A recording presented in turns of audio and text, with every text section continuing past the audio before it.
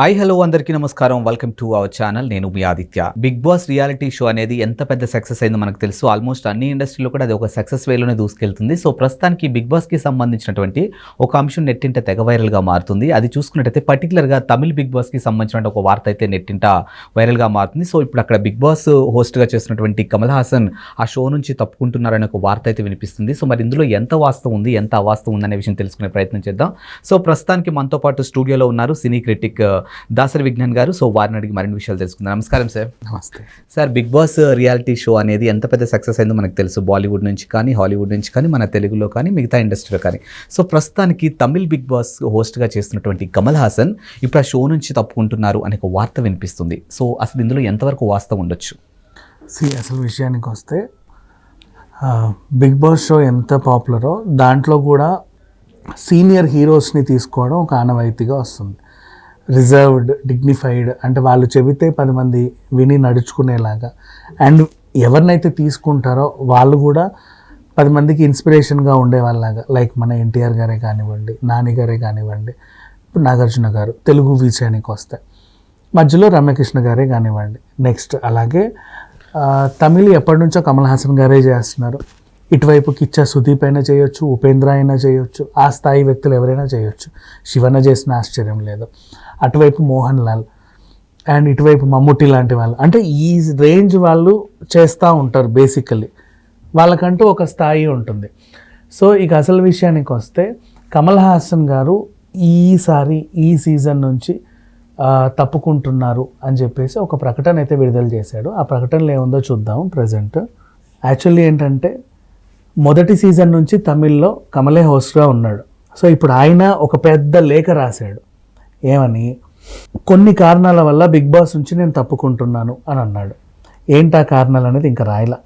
కొన్ని కారణాలు ప్రజెంట్ చెప్పుకుంటే ఆ లెటర్ ఇప్పుడు మీరు సైడ్లో స్క్రోల్ అవుతూ ఉంటుంది. ఆ లెటర్ చూస్తూ ఉంటే మీకు అర్థమవుతుంది.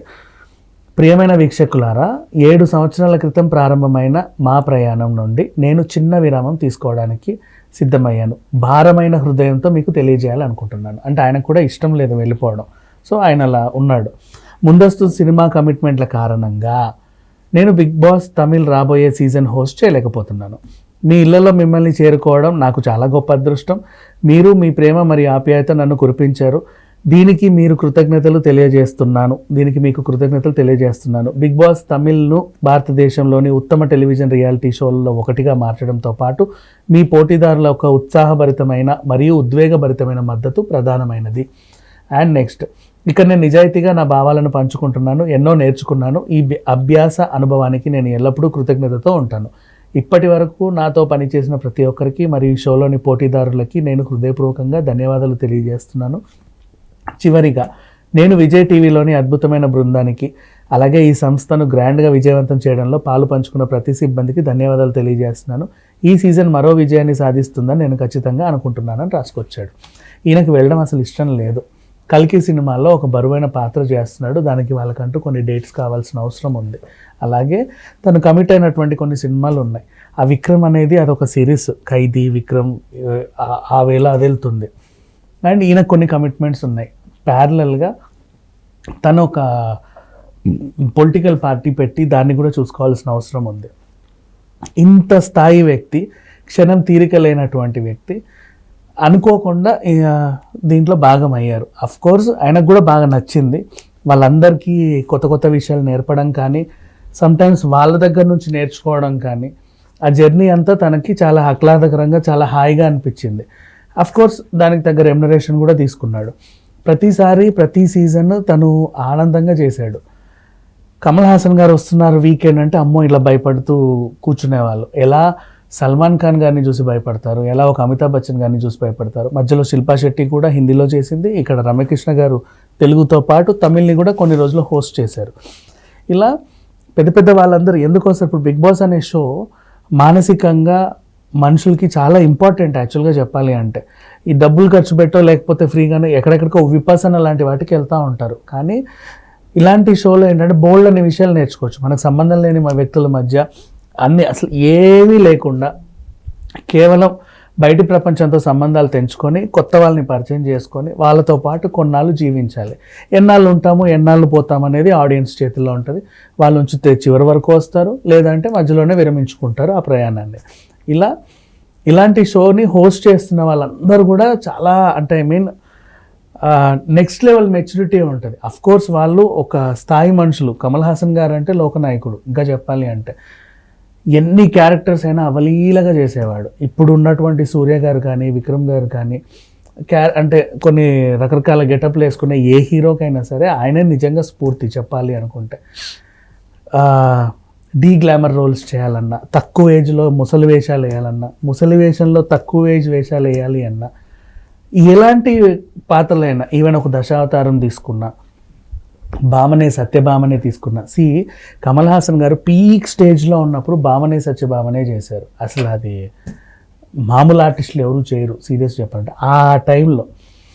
ఇట్లా ఇవన్నీ చెప్పుకున్న తక్కువే కమల్ హాసన్ గారి గురించి. ఇంకా చెప్పాలంటే మనకు అర్హత లేదు ఆయన గురించి మాట్లాడుకునేంత, అంత గొప్ప వ్యక్తి. సో తను తప్పుకోవడం అనేది పాపం నిజంగా చెప్పాలి అంటే ఈ బిగ్ బాస్ షోకి తీరని లోటనే చెప్పుకోవాలి. ఎందుకంటే కమల్ హాసన్ గారు లేని ఆ బిగ్ బాస్ షోను తమిళ వాళ్ళు చూడలేరు. అఫ్ కోర్స్ ఇంకా చెప్పాలంటే దాన్ని బ్యాలెన్స్ చేయగలిగే వ్యక్తి రమ్యకృష్ణ గారు ఉన్నప్పటికీ ఇంకొంతమంది ఉన్నారులే, శరత్ కుమార్ గారు మేనేజ్ చేయొచ్చు, ఇంకెవరైనా చేయొచ్చు. కానీ కమల్ హాసన్ గారికి అలవాటు పడిపోయిన ఇన్నాళ్ళు ఇది ఇప్పుడు మన Hindi big boss show Salman Khan లేకుండా చూడలేము. నిన్న OTT 3కి Anil Kapoor, of course Anil Kapoor is a great dynamic personality, అయినప్పటికీ ఈయనుంటే బాగుండు అనిపించింది. కరణ్ జోహార్ చేసి అసలు చూడలే ఇంకెవరు. ఒకసారి హల్లా బోల్ అని చెప్పేసి ఫరా ఖాన్ వచ్చినా కూడా ఏదో రకంగా నడిచిపోయింది. అంటే అప్పుడు హిట్ అండ్ రన్ కేసులు ఆయన ఉండడం. సరే ఇటువైపు అంటావా నాగార్జున గారు సినిమాలో బిజీగా ఉన్నప్పుడు ఓసారి సమంత హోస్ట్ చేసింది, ఒక్కోసారి రమ్యకృష్ణ గారు హోస్ట్ చేశారు. ఇట్లా ఇటువైపు కూడా ఏదైనా ఇబ్బందులు వస్తే వాళ్ళు వేరే వాళ్ళని పెడతారే తప్ప రెగ్యులర్గా ఒక సాటర్డే రోజు అక్కడికి వచ్చి సాటర్డేకి సండేకి కావాల్సిన ఫుటేజ్ ఇచ్చేవాళ్ళు. కానీ ఇప్పుడు ఏంటంటే ఈయన ఈ జర్నీ మధ్యలో అదేదో అయిపోయింది. అండ్ ఇంకొకటి దానికి హోస్ట్ చేస్తున్నాము అంటే రాగానే వీళ్ళు చెప్పే సోదంతా విని హోస్ట్ చేయలేరు. వీక్లీ వీళ్ళు ఫాలో అవుతారు, ఎందుకంటే అథెంటిక్గా మాట్లాడాలి కాబట్టి. ఇక్కడ ఇచ్చేసి ఆ వాయిస్ ఇస్తున్న కొద్దీ వీళ్ళు టెంపరీగా మాట్లాడలేరు. చూసే జనాలకి ఎంత ఫీల్ అయితే ఉంటుందో ఆ హోస్ట్కి వీళ్ళకి మించిన ఉద్వేగభరితమైనటువంటి ఫీలింగ్ ఉండాలి. సో ఈయన దీన్ని చూడాలి ప్లస్ హోస్ట్ చేయాలి, డబుల్ డ్యూటీ. ఇక్కడ నీకు డేట్ ఇవ్వమంటే ఇచ్చేస్తాడు, కానీ అక్కడికి వచ్చి ఇలా దిమ్మలా నిలబడలేడు. ఖచ్చితంగా షో ఫాలో అవ్వాలి. రోజు గంట దీనికంటే ఒక టైమింగ్ ఇవ్వాలి. అది కూడా ఒక పెయిన్తో కూడినటువంటి పనే. సో ఈ రకంగా చూసుకుంటే కమల్ హాసన్ గారు చాలా ఉద్వేగంగా, అంటే ఊరికే తప్పుకుంటే మళ్ళీ ఏవేవో రాస్తారు కదా, వీళ్ళకి పడలేదు, చెడింది, అందుకే ఈయన అన్నారు, రెమ్యునరేషన్ పడలేదని ఏవో రాస్తారు. కాబట్టి ఇవన్నీ కాకుండా మంచి మర్యాదపూర్వకంగా ఇంత పెద్ద లెటర్ రాసి హ్యాపీగా రిలీజ్ చేశాడు ప్రెస్కి. ఇది జరిగింది. Thank you sir. Thank you so much.